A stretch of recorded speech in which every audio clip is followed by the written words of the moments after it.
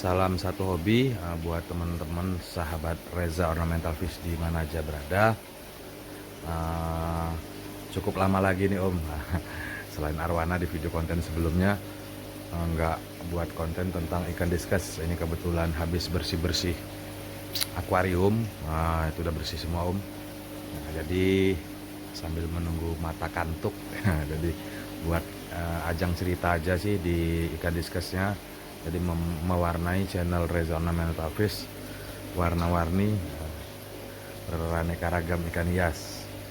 Nah, jadi ini kebetulan ikan diskusnya lagi pada bertelur, bahkan lagi ada yang gendong telur.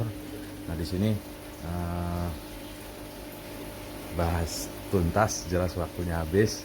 Cuman saya memilih untuk bahas tuntas. Jadi berbicara ikan diskus yang ada di sini semua, jadi tentang ikan diskus. Jadi sedikit agak panjang videonya, mudah-mudahan ya menambah wawasan tentunya. Tetap teman ikuti video saya detik ke detik, menit ke menit hingga selesainya. Jadi terima kasih. Lanjut. Nah, jadi ikan diskus ini masih sama seperti ikan-ikan lainnya. Nah, tentunya soal perawatan yang memang banyak dikeluhkan oleh para penghobi. Nah, soal perawatan itu sendiri, ikan diskus ini memang lebih tajam merasakan perbedaan media dia hidup atau media hunian dia. Nah, jadi medianya air, seperti ikan-ikan lain memang masih tergolong agak kuat, dan ikan diskus ini sendiri dibilang dia kuat, memang dia kuat, hanya dia ini gampang sekali stres, jadi tingkat kestresannya tinggi. Jadi terjadi perubahan sedikit saja tingkat kestresannya tinggi. Nah, bagaimana kita sebagai penghobi, terutama penghobi baru, menanggulanginya, jadi agar hobi kita di ikan diskus tetap berjalan. Jadi saya bahas satu-satu ya Om ya. Semua tergantung dengan kondisi air tentunya. Jadi di sini saya memahami paham kampung, jadi berdasarkan pengalaman. Jadi soal air pun saya tidak terlalu detail karena saya tidak punya pengukur alat pH. Bahkan saya sendiri tidak punya pengukur alat pH itu di bagian suhunya. Nah, jadi ini Om, ini tank pertama. Tank pertama ini kebetulan ikan baru. Nah, jadi ikan baru, bisa teman-teman perhatikan, yang satu black, jadi warnanya kelam. Nah, ini sebenarnya sih tidak sakit, hanya memang kondisi stres. Nah, jadi stres ini sendiri karena memang rumah baru, jadi belum bisa menyesuaikan dengan rumah barunya. Jadi yang ini ada 3 ekor, yang 2 ekor normal karena memang dari tuan yang berbeda. Nah, jadi ini pada dasarnya seperti ini. Pada dasarnya ikan ini tadinya masa-masa pemeliharaan ikan yang black itu menggunakan heater. Nah, jadi yang ini tidak menggunakan heater.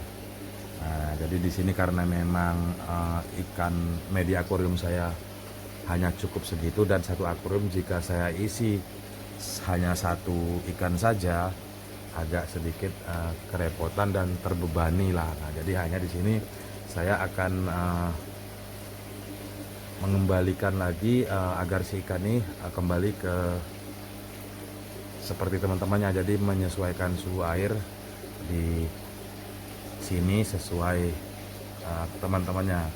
Jadi dengan cara seperti apa yang saya lakukan?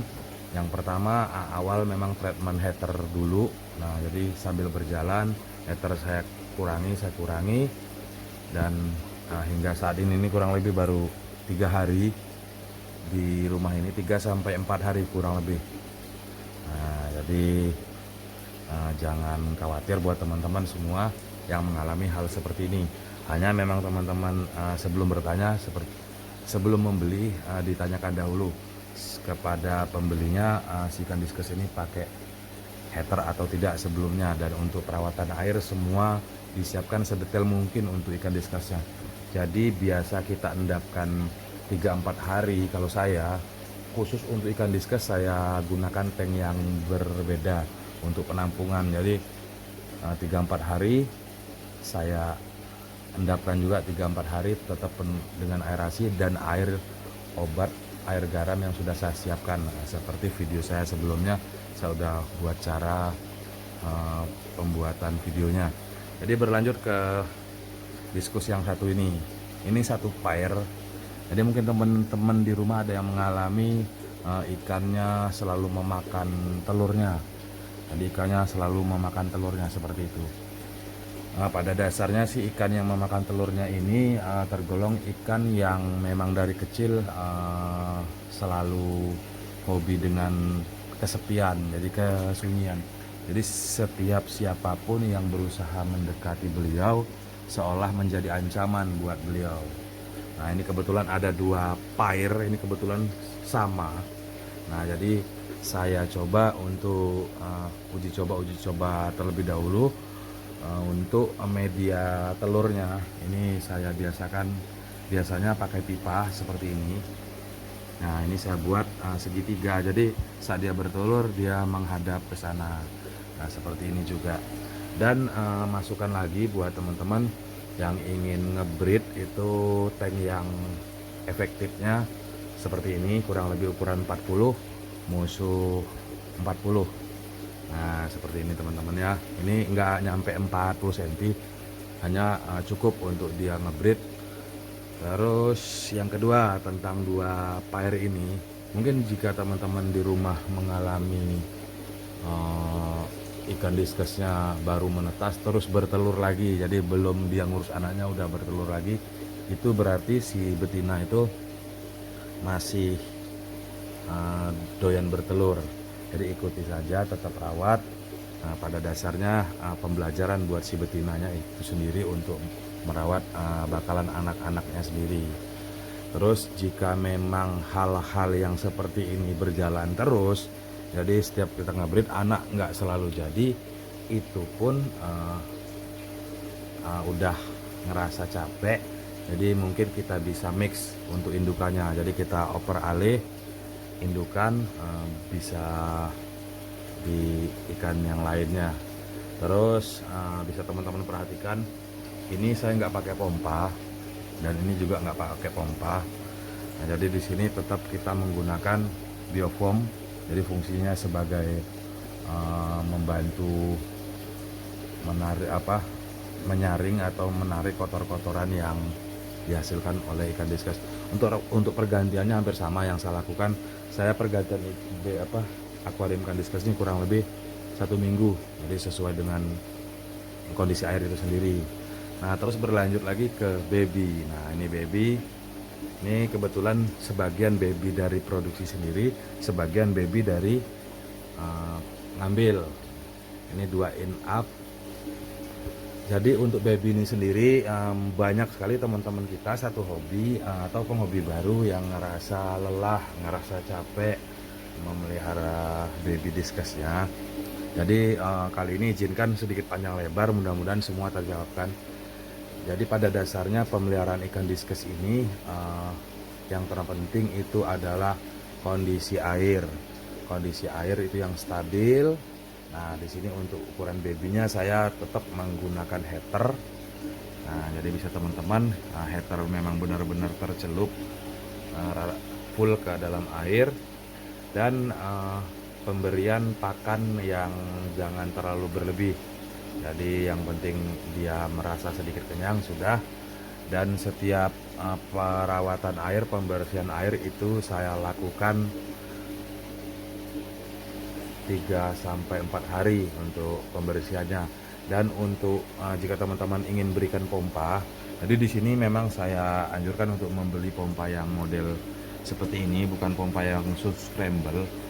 Jadi sedikit besar, ini saya menggunakan 1600 kurang lebihnya, dan seperti itu.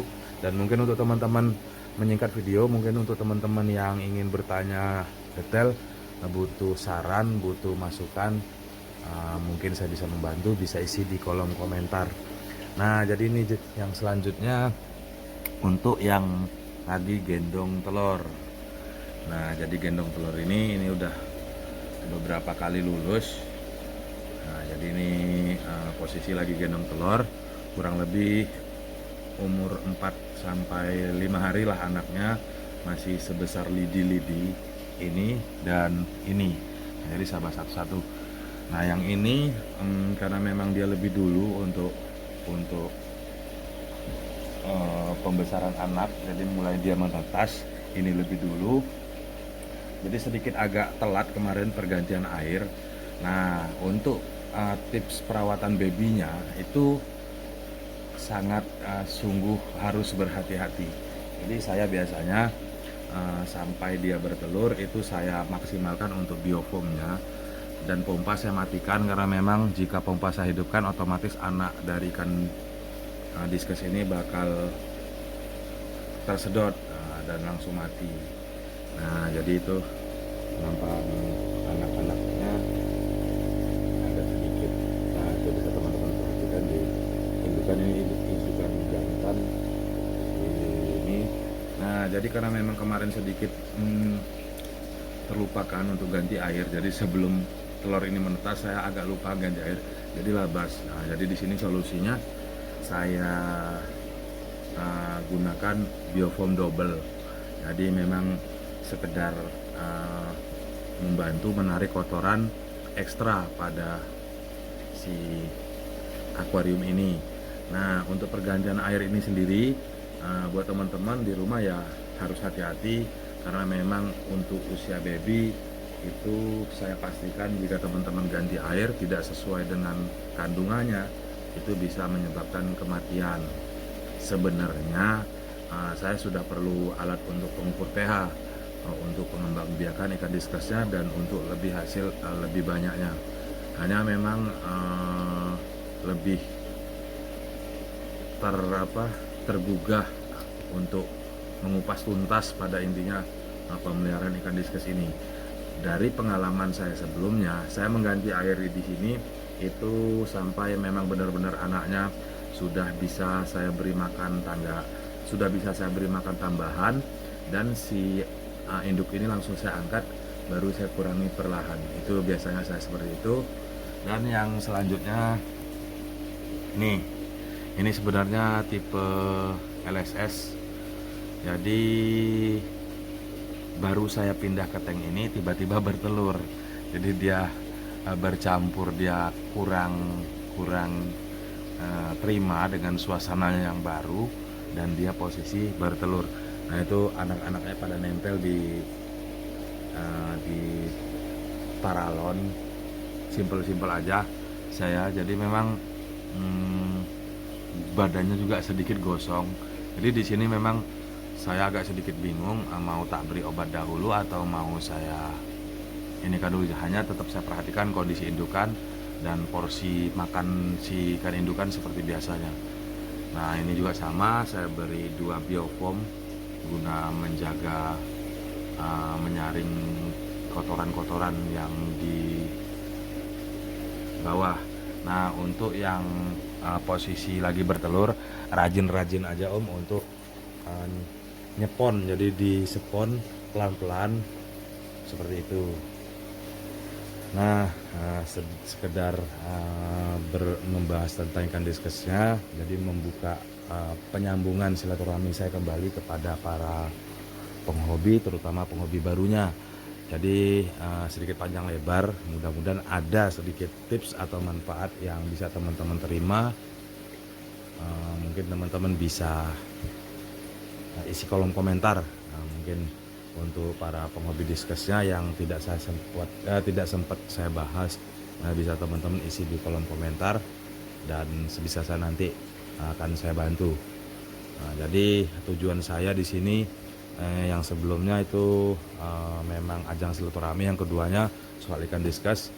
Yang saya tadi bilang berusaha seperti orang desa memelihara ikan, pada dasarnya itu sudah dalam pikiran saya.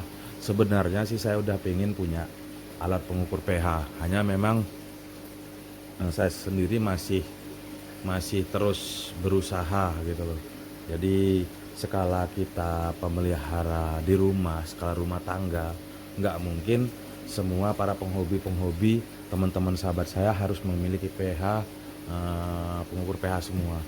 Nah, di sini saya mengejar posisi itu, dan jika nanti semuanya memang bisa saya terapkan, dan itu semua bakal jadi bahan saya berbagi kembali buat teman-teman.